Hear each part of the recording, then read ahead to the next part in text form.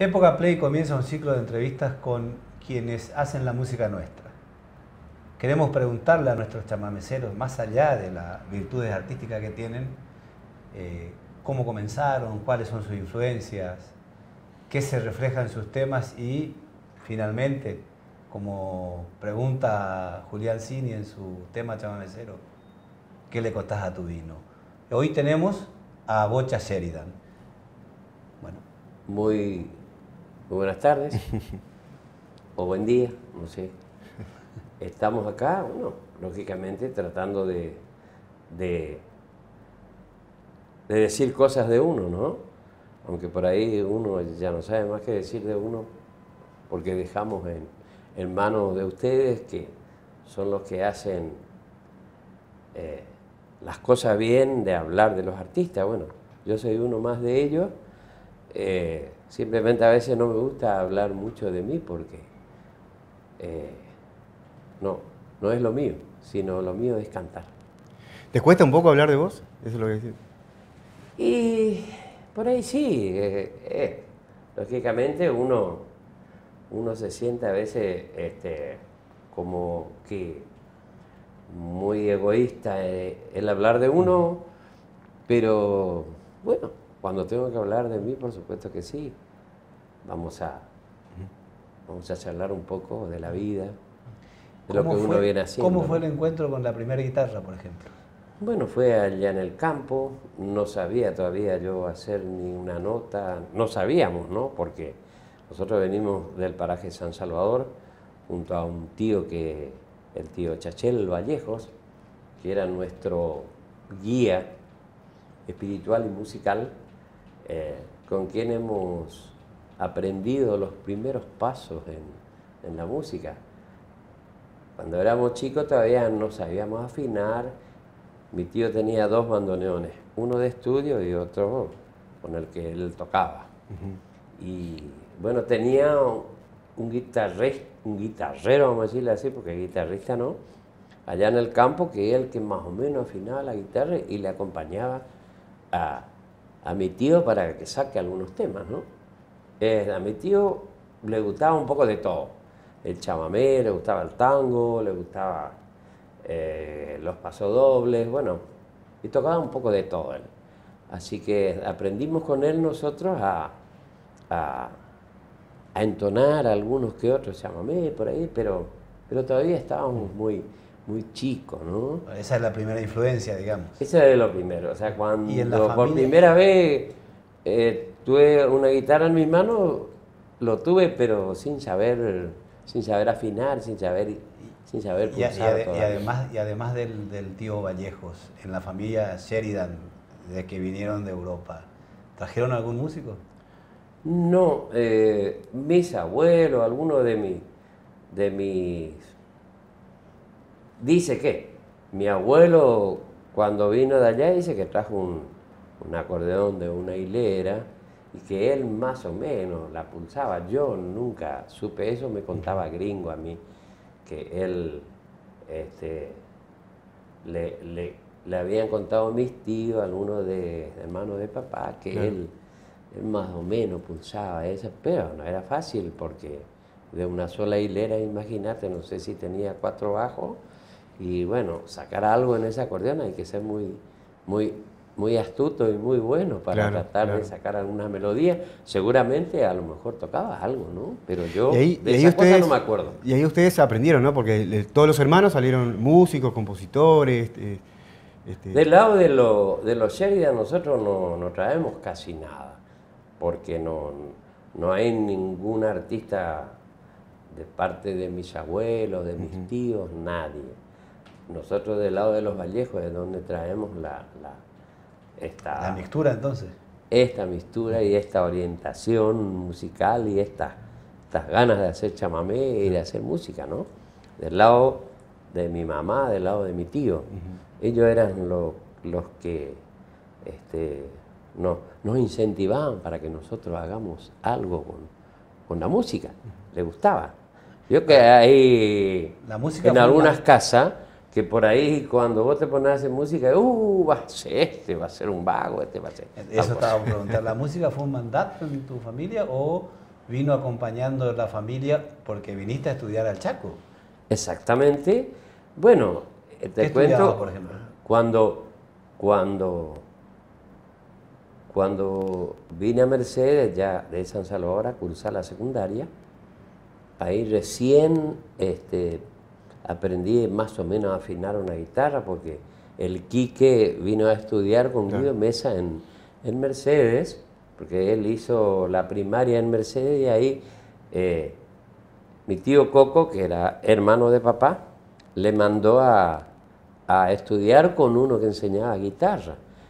Y ahí aprendió más o menos Quique como a rasguear y a hacer algunas notas, y él me pasó a mí después, allá en el campo, porque teníamos guitarra también allá, y le afinábamos, aprendimos ya cómo afinar, y bueno, y él me fue pasando algunas notas. Después, cuando vine a la secundaria, a ellos ya tenía mi guitarra que me habían regalado, y bueno, entonces ya empezamos a entonar algunas cosas, y en el colegio, en la secundaria, sí, ya empezábamos a cantar, que era algo tan difícil, ¿no? Coordinar el acompañamiento, hacer las notas y cantar. En esa época, cuando recién empezaba, por supuesto que se nos hacía difícil, ¿no? ¿Y qué viniste a estudiar al Chaco? Y el Chaco vine a estudiar Ciencias Económicas. En el año empezaste con Gualamba 4. 1973, hasta el 75, sí. Tuve la posibilidad, gracias a Dios, de que me escuche Roberto Rodríguez, que era un músico consagrado chaqueño, bueno, junto a Calle Gauna y junto a Carlitos Ortiz Pereira, el gordo Ortiz Pereira, de acá de Corrientes, me convocan a mí para formar un grupo allá en el Chaco, porque me habían escuchado en las Islas del Cerrito cantar Roberto Rodríguez, el negro, y le gustó y me dice, yo con vos quiero hacer un conjunto. Y bueno, le digo, pues yo estoy estudiando, no, pero igual vamos a tratar de que sigas estudiando y bueno, y poder cantar, poder hacer la música. Y así fue que me convocó, o sea, junto con los otros compañeros, con Calle y con el gordo, como para que ensayemos algo, a ver si salía. Por supuesto, yo en esa época cantaba samba, cantaba canciones así que estaban de moda por el tema de la docta.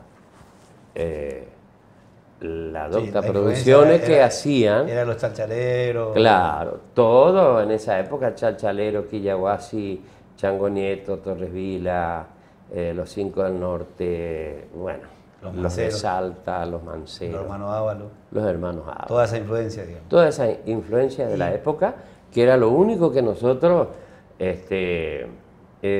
escuchábamos y podíamos verlo a nuestros artistas. También, por supuesto, dentro de esa delegación estaba Coco Marola y Montiel, claro, que eran los que nosotros escuchábamos en LT12, Radio Paso de los Libres, a Ernesto Montiel, y bueno, era nuestro ídolo, por supuesto, en el chamamé, ¿no? Porque Coco Marola era más de esta zona, hacia el río Paraná. Pues. ¿Y cuándo dijiste, bueno, la ciencia económica no es lo mío es la música? Mira, ciencia económica me gustó siempre a mí, pero llegó un momento que tuve que estudiar, trabajar, porque yo quería mantenerme yo ya, o sea, no molestarle más a nadie para que me envíe dinero para la pensión y para mis cosas. Entonces empecé a trabajar y estudiaba. Y también, qué sé yo, con la guitarra. Entonces llegó un momento que yo me dormía, cuando me iba a la facultad, me iba en el colectivo y me dormía parado. No daba más. Entonces tuve que elegir porque llega un momento en que uno también tiene que pensar, bueno, ¿qué es lo que voy a hacer? Por supuesto que me gustó más la guitarra en ese sentido, pero también me gustaba la facultad y me estaba yendo bastante bien. Joven? ¿Cómo? ¿Y de qué trabajaba Bocha Sheridan cuando la música todavía no daba?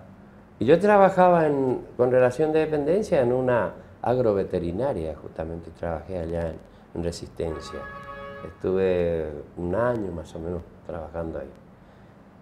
Y luego tuve que Claro. abandonar eso, ¿no? Abandonar, cuando ya empecé profesionalmente, cuando empecé a ganar dinero con la música, y ahí lógicamente tuve que decidir y seguí con la facultad un poquito más, pero no daba más, porque después cualquier día salíamos, a veces era fiesta patronal en el interior del Chaco, o a veces veníamos acá, y entonces se me hacía difícil seguir la facultad, porque si vos faltabas te ponían, te quedabas libre en algunas materias que eran obligatorias, ¿no? Bueno, la vida te llevó también por muchos caminos. Te radicaste en Paraguay. ¿Qué te llevó ahí? Bueno, por supuesto que tuve que andar y bueno, una de esas andanzas, una de esas actuaciones que salió, fuimos a Pilar, Paraguay, fuimos a actuar con el grupo y bueno, 2 o 3 veces íbamos y veníamos. Quedábamos más o menos una semana, porque era un restaurant show que hacía show casi todos los días, ¿no? Los únicos días libres era el lunes, después todos los días. Era la época que había muchos restaurant show en el interior, o sea, esto era en Pilar, pero en Asunción había muchísimo. Uno elegía a los artistas que quería ir a escuchar. Y a mí me tocó ir a Pilar 3 veces más o menos, y de ahí apareció un empresario y nos llevó a Asunción del Paraguay. Y ahí conocí a la que es hoy mi señora, Isabel Barbosa. Y bueno, y hasta hoy estamos juntos. Ahí nacieron, por supuesto, 6 hijos, 3 mujeres y 3 varones. Y estamos por cumplir 45 años de casados, imagínate los años que hace de andar con esto, de andar con la música, que bueno. Eso desmiente un poco el mito de que la música es hembra y suele matar de celos. Y sí, yo creo que hay que saber comprender, y en ese caso mi señora comprendió cómo es la vida de un artista, de un músico, ¿no? Y supimos llevar adelante todo, a pesar de que por ahí hay crisis y hay cosas que uno por ahí va tropezándose con cosas que por ahí, cuando no funciona todavía muy bien el tema de las actuaciones, de la música, yo tuve que hacer otras cosas también. Yo soy vendedor profesional en mi vida, así, cursos de venta. ¿El vendedor del colectivo o el vendedor establecido? No, vendedor. El vendedor de este producto es para el bolsillo del caballero y la cartera de la dama, o visitas programadas, visitas, claro. por supuesto, trabajé en empresas en donde teníamos el teléfono disponible para lograr la cita. La familia siempre fue motor en tu vida, ¿no? Después de Paraguay, tus hermanos te llaman para integrar un grupo, y contame cómo fue esa circunstancia. Mirá, yo estuve hasta el año 1985 en Asunción del Paraguay. Por supuesto, trabajando con relación de dependencia y también integrando un grupo allá que se llamaba Vocal Sendero, en donde había perdoname un poquito, Martín, te saco un poquito para después volver. Vaya tranquilo. Un grupo que era un chileno, un correntino que era yo, un guaireño, Hugo Cabrera de Villarrica, porque el guaí dice que no es paraguayo. El guaí es del Guairá, guaireño de Villarrica, y después un asunceno. Éramos el grupo de un grupo que andaba muy bien, la época que estuvieron los indianos, los cumbreños y otros grupos allá que andaban muy bien. Nosotros estábamos considerados dentro de esos grupos, un grupo muy taquillero también, un buen grupo. Lamentablemente no hicimos grabación, así que no quedó testimonio de eso, pero un grupo que andaba muy bien. En el año 1985 yo le digo a los muchachos, yo estaba trabajando todavía con relaciones de dependencia allá, le digo a los muchachos que estaba la posibilidad de volver a Corrientes, porque fueron a buscar Los muchachos son el Mitchell y Gringo Gringa. y el Mitchell, que fue en el momento de la separación de Julio con el Gringo, o sea, los de Imaguaré. Entonces ellos pensaron en mí ahí al toque. Siempre me visitaban ellos ahí, cuando tenían un espacio iban a visitarme, iban a compartir conmigo. Y bueno, y en esa oportunidad me dijeron, mirá, Bocha, Gringo me contó más o menos lo que pasó. Y bueno, por supuesto que fue una lástima, ¿no? Como yo le dije, porque Imaguaré estaba en su mejor momento. Bueno, por esas cosas de la vida uno llega no sé. A continuar el proyecto. Claro, con esos proyectos que llegan a su fin, Además, el ¿no? crecimiento personal a veces requiere también eso. Claro. Y entonces me dicen, mirá, terminamos, pero ya tenemos pensado en otro conjunto, dice. Y en ese conjunto estás vos. ¿Ah, Yo sí? estaba allá todavía. Entonces me dice, pero pará, que yo estoy acá.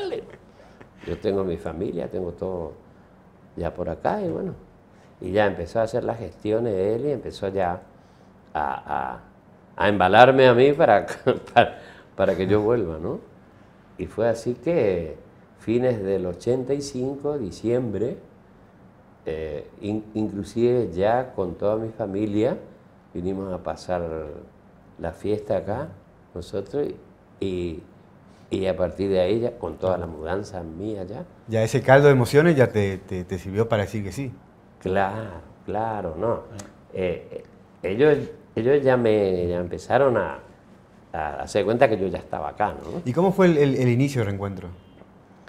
El reencuentro fue algo que primero Ricardo Tito Gómez junto con el Gringo se reencontraron después de un tiempo, de que uno andaba por un lado. Lógicamente, Tito Gómez también compartió e integró Imaguaré en algún momento, ¿no?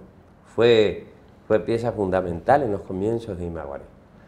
Y bueno, se juntaron ellos después de un tiempo y ahí empezaron a componer ya algunas cosas, ¿no? Y estaba Mitchell, supuestamente Juan Sacú iba también a estar con nosotros, pero el Gringo le convocó a Villordo, al zurdo, que le había conocido en la legislatura, no sé por dónde. Bueno, no era chamamecero, pero bueno, le empezó a probar, qué sé yo.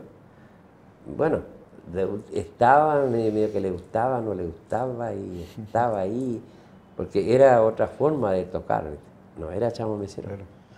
Entonces después le convoca a Orlando Caroso Gutiérrez, que es guruzucateño, que es el que grabó con nosotros y estuvo un tiempo actuando con nosotros. Y bueno, éramos los 5, no teníamos nombre todavía. Empezamos a ensayar en el barrio Cooperbasser, allá cerca de Changomá, ahí donde está, bueno, en esa zona. Perdón por el chivo. No. No hay problema del chivo. El reencuentro, otros grupos. ¿Cómo es el proceso creativo de, por ejemplo, Mujer Pueblera? Bueno, eso ya es mucho más acá, ¿no? Sí, por eso, pero ya venimos muy rápido quizás. Esa es la historia conocida tuya, digamos, Reencuentro, los otros grupos. Bueno. Y el despegue de solista, digamos. El grupo Reencuentro, que duró 3 años nomás, hemos grabado 3 discos. Primero fue el Neiquecha Amigo, que hicimos en un sello de Buenos Aires, en Emi Odeón, y hemos grabado en el estudio Ion, en donde hoy Lalo Mir creo que hace encuentro en el estudio. Bueno, sí. Ese es el estudio donde grababan grandes artistas. Dentro de eso nosotros, gracias a Dios, nos tocó grabar un estudio maravilloso. Vos conociste al portugués, digamos. Claro, el portugués da Silva es lo máximo que hay. mezclando discos y ecualizando de lo máximo.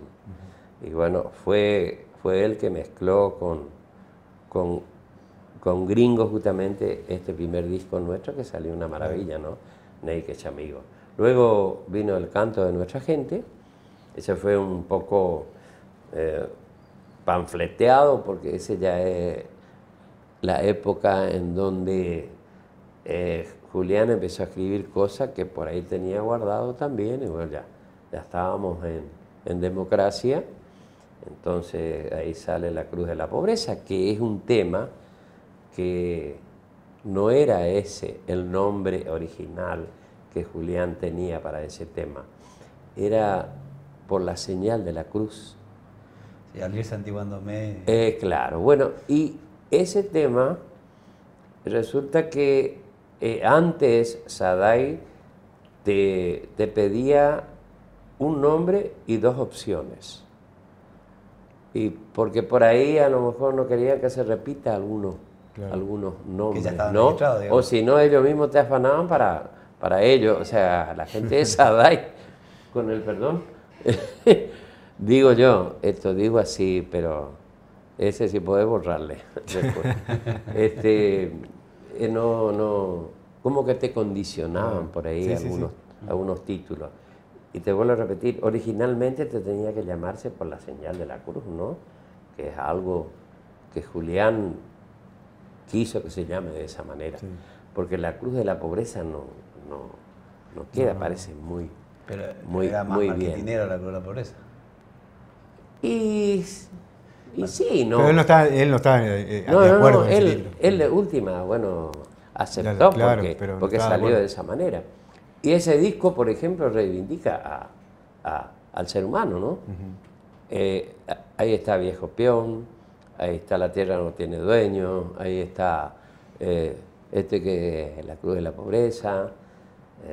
Fue un gran alivio eso, ¿no? Porque en ese momento podían contar y cantar cosas que antes no podían. Claro. Bueno, fue como un descargo de Julián, vamos a decir, algo que tenía él también, que a lo mejor nunca pudo hacerlo. Claro. Entonces nosotros fuimos ¿Y por qué el vínculo. ¿Y por qué confió en ustedes? Y porque ya venía con Gringo haciendo cosas de antes ya.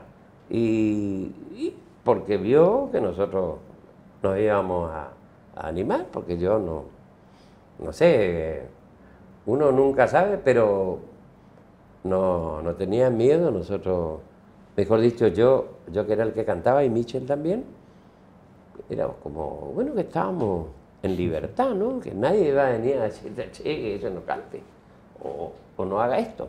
Claro. Porque estábamos en democracia y estábamos en libertad para poder decir y cantar lo que uno quería y lo que uno sentía. Bueno, ¿y la transición a solista cómo fue? Bueno, fue algo que, por supuesto, después de andar unos años con integración, antes de eso, quedamos con Pocholo Airé, con Ricardito Silva, Mario Prieto Linares y yo. Primero grabamos, al fin de cuentas, sin tener instrumentista, porque bueno, ahí le habíamos convocado a Roberto Romero para que grabe con nosotros en el acordeón. Ese fue el primer disco después de lo de Bellavista, ¿no? Después del 8 de septiembre. Después de septiembre de Bellavista, ahí grabamos ese disco, al fin de cuentas, que la mayoría de las letras son de Marta Aquiles y algunos temas clásicos de Julián Cini. Y bueno, después de ese, por este Sueño Azul, hicimos con Mario Prieto Linares, como te dije recién, Ricardito Silva,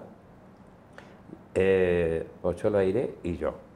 Ese fue un disco también que fue logrado a través de la poesía de Mario y la música de Pocholo, con la guitarra espectacular de Pocholo Airé. El río borró ese sueño, ¿no?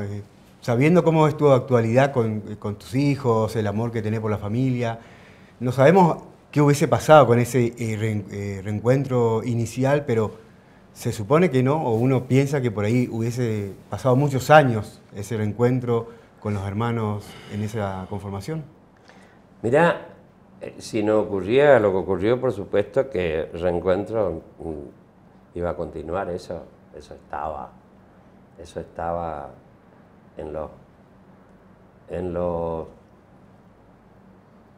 en nosotros, vamos a decir, nosotros que conformábamos, nosotros los hermanos. En ese momento ya le habíamos convocado a Carlito Miño ya como guitarrista, ¿no? Ya en ese reencuentro que hicimos por el viejo camino.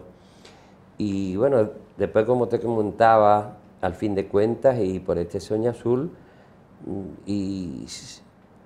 hicimos una transición nosotros con Mario, que él soñaba en integrar Reencuentro, y Pocholo también, Ricardito Silva por supuesto, y fue algo que ocurrió por lo que ocurrió en Bellavista, ¿no? Eso que uno tiene que pensar y seguir, porque no hay otra. Elaborar el duelo para juntar esa flor del alma, decís vos. Me dejaron ellos una responsabilidad muy grande. Ellos se fueron y me quedé yo. Me quedé yo como pensando, ¿y ahora qué hago, no? Por eso Reencuentro, 2 discos más. Después no pude sostener más porque no es fácil sostener un grupo. Entonces ahí fue la idea de grabar en el año 97 el disco Flores del Alma, justamente, junto con Pocholo Airé y Jorge Pelusa Canteros, ¿no? Que fue una apertura y como probando a ver qué puede llegar a pasar conmigo si yo quiero ser solista. Claro. ¿Ese fue tu primer disco solista? Ese fue el primer disco. ¿Todavía tenías bigote? Todavía tenía bigote en esa época. Pero lo primero que llevó como tratando ya, intentando recuperarme, el Gringo y el Michel, un disco que grabamos allá en el año 1983, cuando yo vengo de vacaciones de Asunción.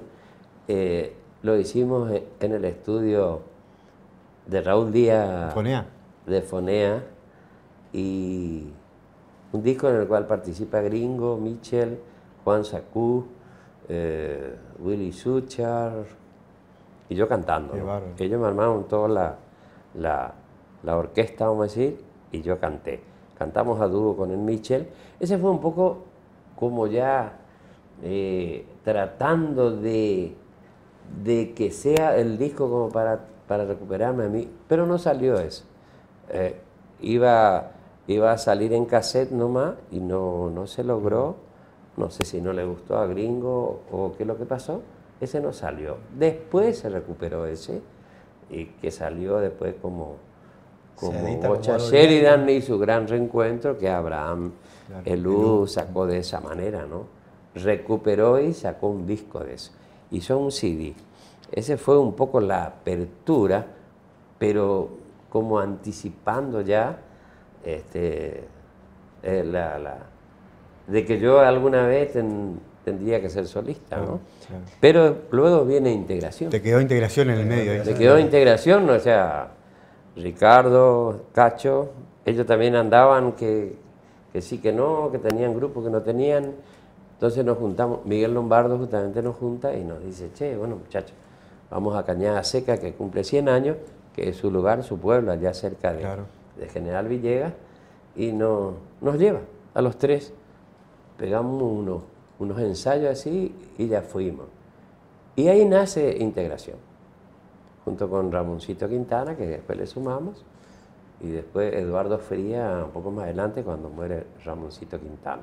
Ese fue un poco el inicio de que estábamos los 3 así con ganas de hacer algo y nos juntamos y salió Integración, que fue un grupo que verdaderamente marcó un estilo, ¿no? Y todavía la gente Muy, lo escucha, muy ¿no? importante. En ese conjunto. Y después de eso sí viene el Bocha Sheridan solo, porque cuando yo Cantar al salgo, pueblo, digamos. cuando yo salgo de integración, ahí es que me animo yo a andar solo. Y ahí grabé. ¿Hubo Ofrenda algo de ahí que Amistad. te motivó eso? ¿O Ofrenda de Amistad, no me animaba nomás, yo porque Fue yo siempre casualidad? canté en grupo, entonces por ahí como que no me animaba a andar solo, porque nunca, gracias a Dios. Y vemos que está sembrando el legado, digamos. Los Eso hijos. sí, bueno, ahora sí. Lógicamente tengo a 2 de mis hijos conmigo, como marcándole el camino, el Santi y el Pablo.